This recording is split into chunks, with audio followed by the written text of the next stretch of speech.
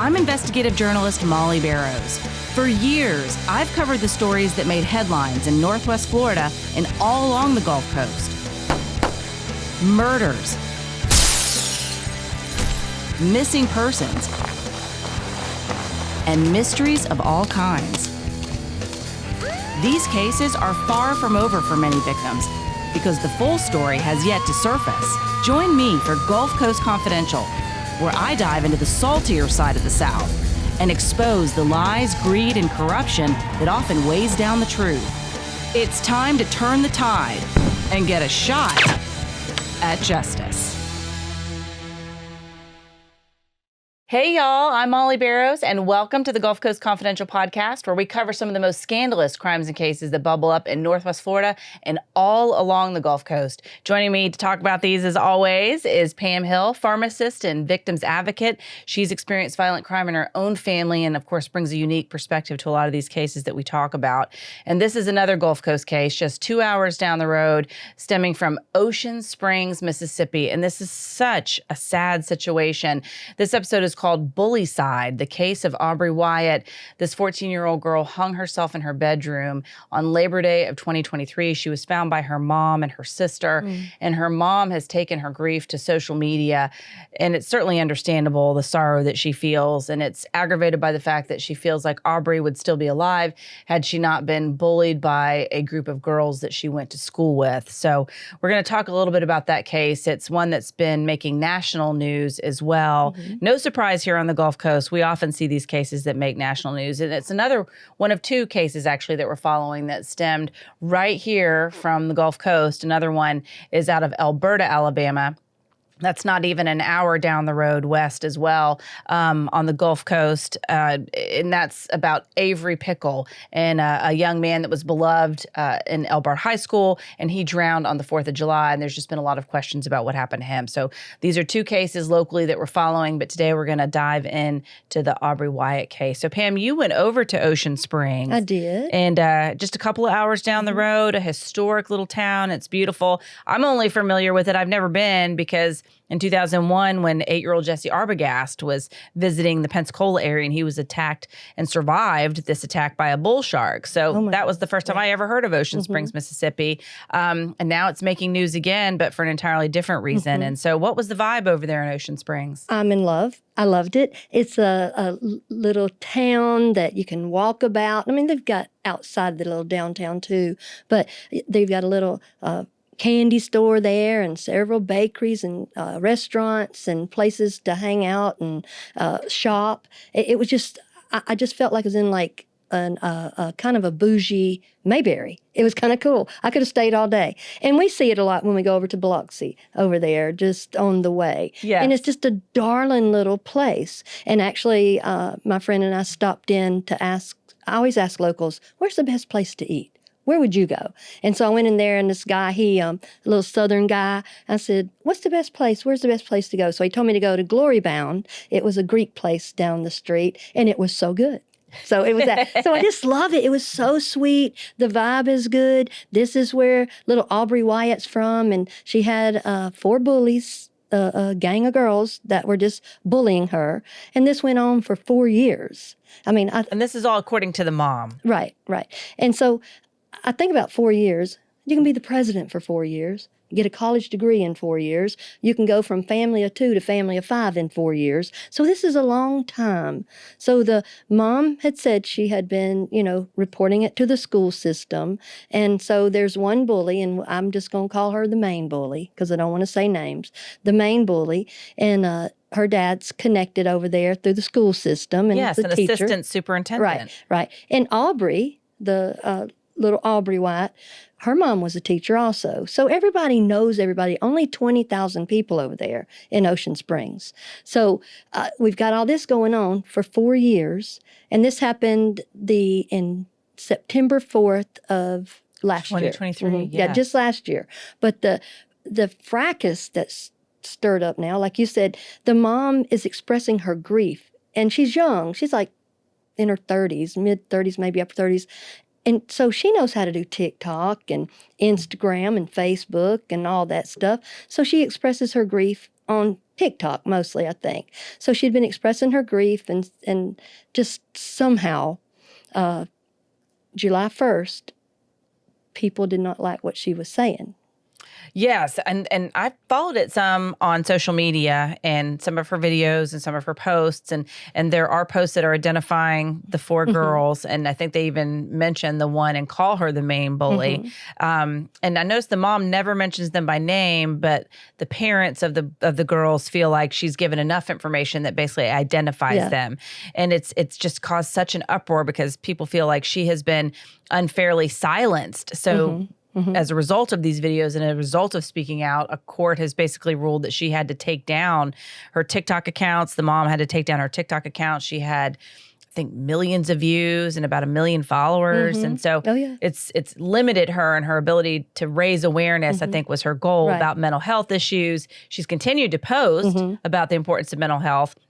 But I think a lot of people feel like, well, if you can't speak, then we can speak for you. And I think that's partially what's picked up steam. There's a country music star who I think one of his family members also committed suicide. And he picked up on the story and mentioned it on a national stage. 2 other national publications have picked up the story and talked about it because the mom is hitting a nerve, I think, that's impacting families across this country and probably across the world. But you know, the impact that social media, that these phones that we have are impacting kids' mental health and suicide rates are growing among that age range. And it's just heartbreaking. I did my own series on it about kids committing suicide last year, and it's heartbreaking, but bullying is one of the main reasons. Oh, yeah. And I think this recruiting and this mean girls vibe and this it's okay if we don't get caught. And I kind of have a problem with it's like, well, don't out them.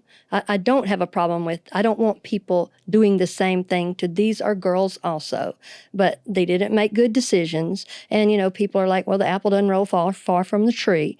And so the main bully's daddy, like I said, is connected through the school system. One of the family friends is a district attorney over there. So they know how to put together an injunction. So the parents of the 4 bullies have issued an injunction against Heather Wyatt that basically shuts her down on all social media forums. And, you know, we think about, like, I certainly understand grieving. And I started writing more through my grief. It is what's helped me so much. And it's connected me with a lot of people.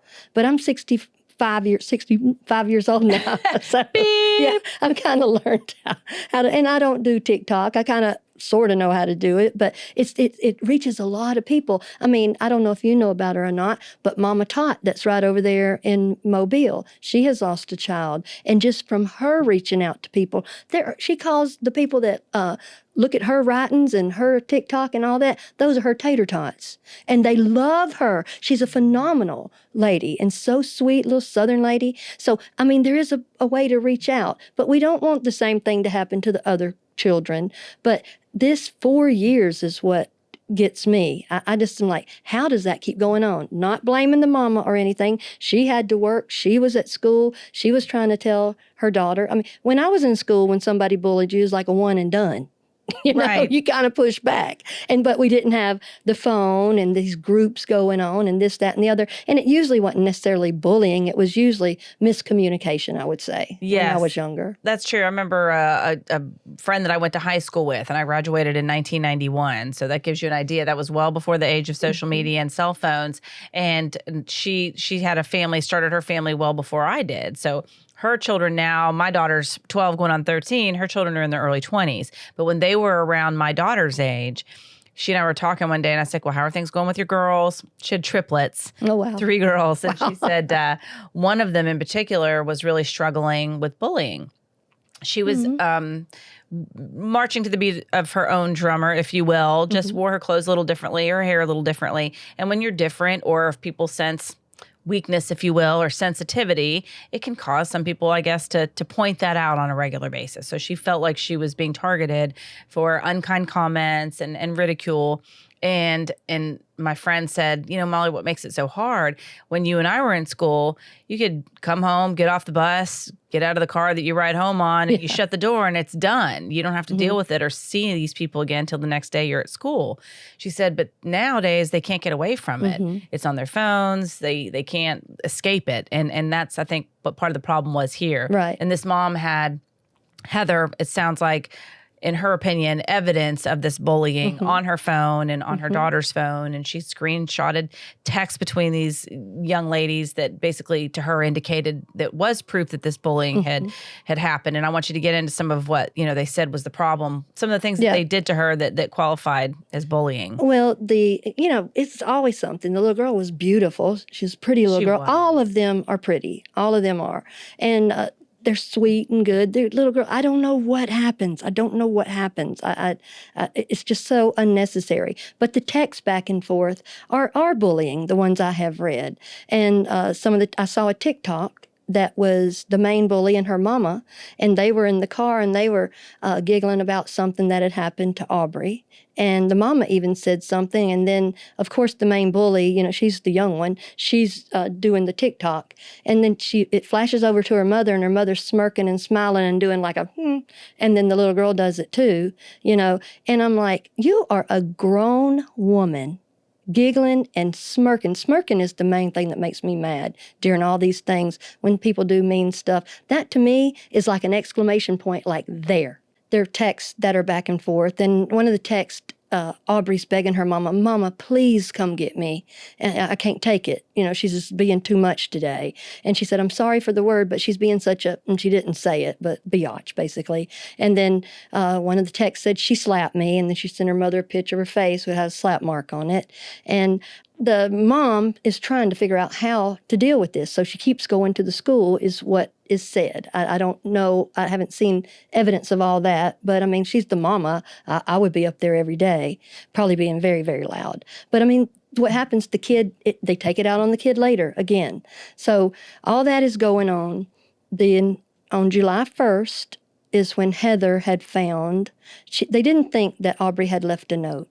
And so they didn't find one for several months. But when she was cleaning out one of her little, like little boxes, little jewelry boxes. Right, because they were getting ready to move. Yeah, exactly. So she was videoing herself, and she's become good at this. I do it too sometimes. Your thoughts, you video them so you can see your feelings and your thoughts in that real moment. Because I can't explain to you better than a video can explain to you how I felt the very first Christmas my sister was murdered. And it's not for theater or anything. I'm a big feelings person. You have to honor your feelings. I feel that's what's wrong with this bullying. People don't know how to express frustration or this, that, and the other. People bully. It's usually behind anger. Right. They don't know how to deal with it. Right. Jealousy. Right. Jealousy. So even as grown-ups, we feel that coming up in us, we have to say, hey, why am I jealous of her? I should be happy for her. Or why this, why that? Why am I angry? Because it feels good sometimes to be angry. You get a rush of adrenaline. So, and they're just all little girls.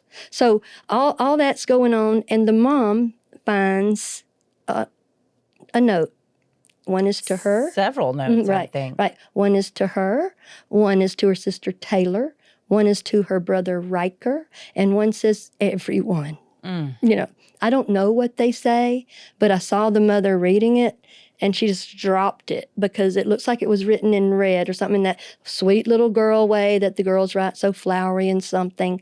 And so that is what she shared, and that is what touched so many people because, like I said, she's a young mommy, and she's learning life too. So people could connect with her on that. So that is how the social media started. Yeah, that is heartbreaking. I can't imagine losing a child and then finding that they took their own life. I did see where other folks that followed that particular video, teenagers that were also struggling with depression, also tragically toying with the idea of suicide, said that when they saw her reaction, they were like, I could never put my own family through that. Right. To see her react that way and grieve so hard and be so consumed with sorrow, I don't want to put my own family through that. Right. So maybe she is reaching people and hopefully changing minds and hearts. But I think that social media does make it so easy to distance yourself from the repercussions and the consequences. There isn't that face-to-face interaction. Right. It's easier to maybe do or say something that is hateful. Right. And it was raw out there, and people saw it, and then people were like, well, regular people like asking questions. What's going on? Yeah, why did it take 4 years, and why are they still doing things and saying things about Aubreigh while she's passed away even? Right, because her sister received something as well. Yeah. Her sister received a video, and that's why we have that little doll right there. I played Barbies, did you? Of course, yes. I played them till I was 13. Yes, me the age too. of these girls right here, every day after school. So her sister got a video, and it was a Barbie laying there, or a doll. Let's say doll. I don't know if it's Barbie. A doll laying there. Its face had red on it and red on here, and it looks like one of the legs is off or something. And it had a noose around its neck.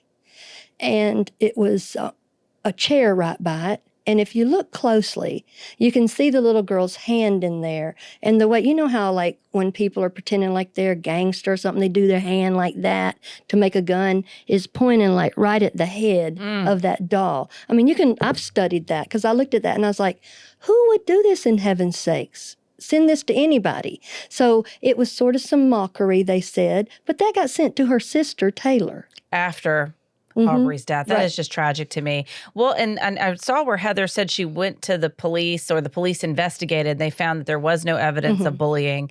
And the parents that filed the lawsuit to silence the mom, to have her take down her social media account, which the judge did agree. He did order an emergency order, basically taking those social media accounts down, which again, I think that's outrage people. But essentially when that happened, I think that a lot of folks were wondering, well, what else is being kept quiet? Why would they silence this poor lady? But at the same time, the parents were saying, listen, the police investigated this. They didn't find anything. We don't feel like our daughters have done anything wrong. Now they're being targeted. Their names are out there. People are hounding them. They're harassing them. They're bullying them. And we want this to stop. And they're suing Heather. Right. And I mean, here we go back to this. My grandmother said, every mother hen thinks her chicks are the prettiest, meaning you can't see what you can't see. Now, I think I kind of know a countenance of a child if I'm around them. And if I saw them or caught them being like that, that would be some conversation and some definitely changed behavior. We'd be going to a psychologist big time. But the parents, so there's four sets of parents, so that's 8 adults that are putting this injunction against Heather. She's a single mother. So, I mean, you can see right there, a lot of times it's hard to be a single mother. It's hard to be a mother. It's hard to be a daddy. But so the 4 sets of parents, I'm going to read this to you so I don't get it wrong. The lawsuit says they're seeking damages because their families are getting run out of town. I mean, there's only 20,000 people over in this little beautiful bucolic town over there that I like so much. They're seeking damages to compensate them for the girls' therapy and any other medical bills caused by the emotional distress they're suffering. And then they put in there, it's not their fault, basically, since Aubreigh had already had mental health issues and had attempted suicide once before and did not get proper medical attention. So it's all putting it back in the mom's lap. Yeah, putting it back there. I mean, what's wrong with saying, I'm sorry. I mean, nobody can bring Aubreigh back, but this doubling down, I don't understand this behavior where people do something wrong. And if you're telling me all 8 parents can't see that their 4 children, if they think they're angels, let's talk about it. Don't gag anybody. Right. Let's all talk about it. If their angels have done nothing wrong, let's all go sit together in an assembly at Ocean Springs Middle School and let the media and everybody come in there. Let's learn from it. Absolutely. Yeah. It seems like it's divided people, whether it's in this town or nationwide. It's really, again, struck a nerve about how bullying is impacting families and especially young people. And I think also there is this allusion, if you will, to privilege and connection. And I think that's why there are concerns about the mom being close friends with the DA, because apparently in that area they looked into pressing charges and didn't feel like there was a case either.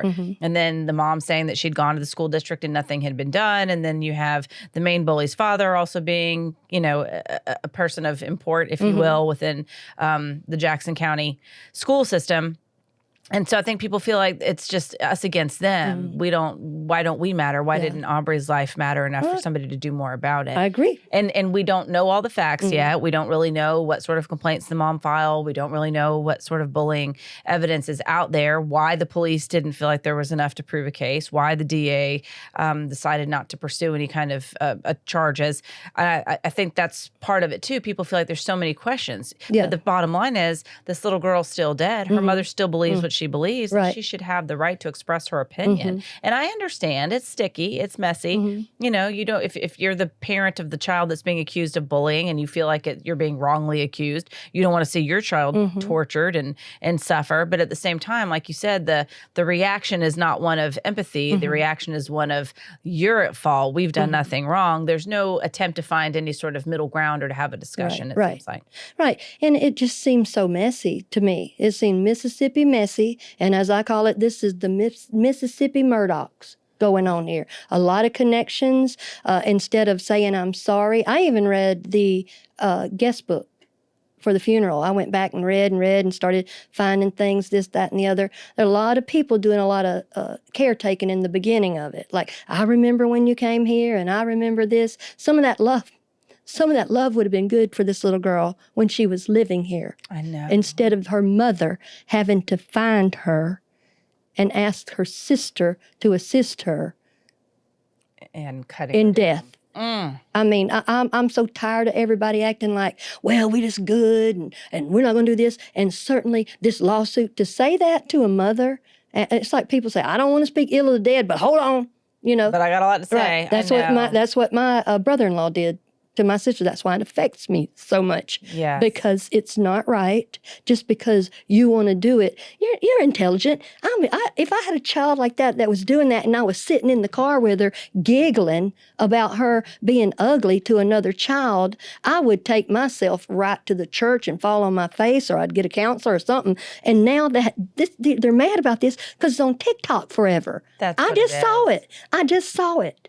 And then they're mad because there's change.org. And they're being perceived as the problem. Well, they are part of the problem, in my opinion. But no, I think that's why you said they're mad about it. Yeah, Yes. I mean, they are. Well, you got a change.org for the daddy of the main bully. And they want him removed from his position. Right. And they got over 250,000 signatures on that.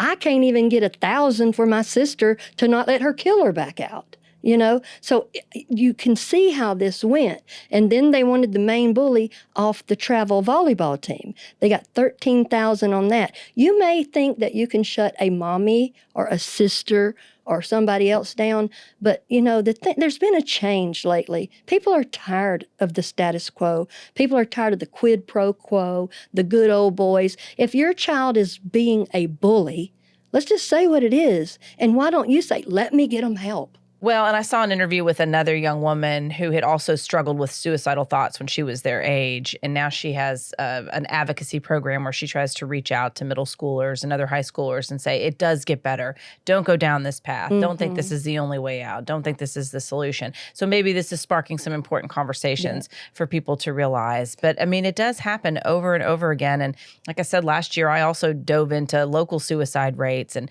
one of the fastest growing statistical groups was in the middle school age. And they do attribute a lot of it to bullying on social media because they can't get away from it. And in fact, Aubrey's mother has hired counsel, and they're suing a number of platforms because they say that Aubreigh was addicted to social media, that she'd get notifications, it would ping constantly, so she couldn't get away from it, and it was constantly absorbing her attention and contributing to her suicidal thoughts. Right. And the saying she's addicted to that also. And now everybody on court cases throw everything in but the kitchen sink. And maybe that too, because they were saying that she had been on some antidepressants too. I don't know if that's true or not, and that the previous attempt at suicide, all this is getting real messy. And what I do find quite curious is these poor girls did get sent over to an alternative school for 45 days. So if they weren't doing anything, what was that for?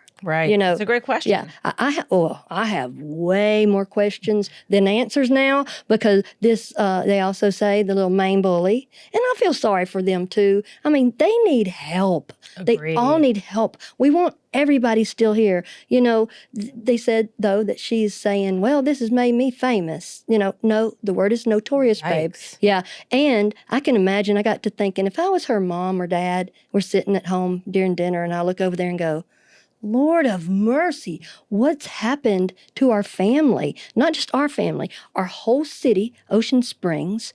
Our town is having to do fundraisers for this lady over here, and how we feel in our school, and everything's under duress and more questions and stuff. I would just probably I'd be gobsmacked. And if my daughter's saying she's famous now and wanting to do TikToks, there's just something very, very wrong.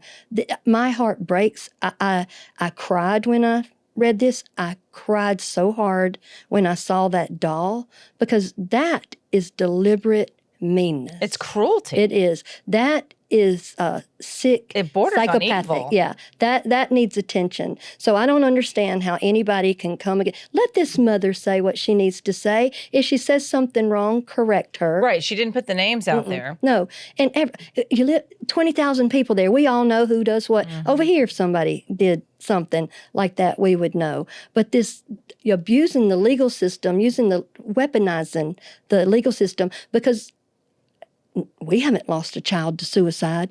I've lost a sister to murder by her own child. And there's days I get up and I still don't want to breathe. Right. And I can only imagine, and I have felt this way. Every time I tried to do something, people would knock me down or say, you can't do that, or threaten me. Or why can't you just get over it? Right. Yeah. And that's one thing about grief. You never get over it.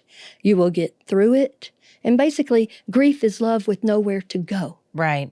But it has pitted the town against each other. You were telling me about the restaurant owner that said, I'll donate a portion of my proceeds to support Aubreigh's mom. Yeah. And in fact, there's a GoFundMe, too, raising money for her legal expenses, too. But what happened with this restaurant? Well, the restaurant, it's a taco place. It's Rosito's, I believe it is. And they were going to give $5 of each plate to help Heather get legal representation.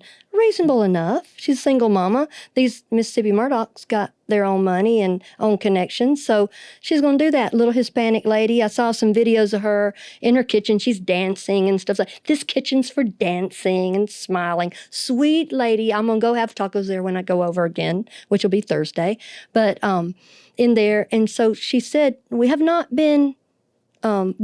necessarily been bullied, but we've got some really crude remarks, some people saying some not so nice things and making them feel a little bit uncomfortable. But she's a mommy too, so she said, nah, this isn't going to happen in my taco shop. So, I mean, she knows how to turn it around. But like I said, we're grown ladies, and we're not 33-year-old single mothers either, So everybody's come. The thing is, we've got to find something that unites together without minimizing or acting like this suicide did not happen. This little girl's life meant something. She was here. She asked for help, and she did not get it. It is heartbreaking because everything I read about her, she was a straight A student. She attended church regularly. She was just trying to learn how to live in this world like we all still are. It's a journey, not a destination. And unfortunately, she wanted off that ride. And I just can't imagine the grief and the pain that her family is going through. But hopefully they found some love and comfort in knowing that a lot of people care about this situation. Right.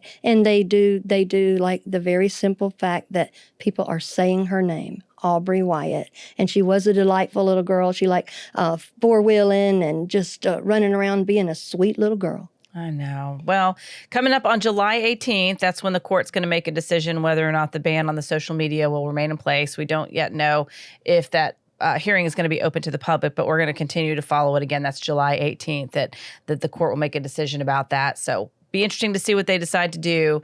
But if you or anyone you know is struggling with thoughts of suicide, there is help available 24/7. All you have to do is dial 988. Let's put these phones to use for a good reason too. They don't always have to be weapons, but they can be sources of information and a source of help. And someone's on the other end to talk to you if you really do need that help. So 988 is the Suicide and Crisis Lifeline. And Pam, thank you so much for joining us on this. Such a sad story, but maybe some good will come out of it. Yeah.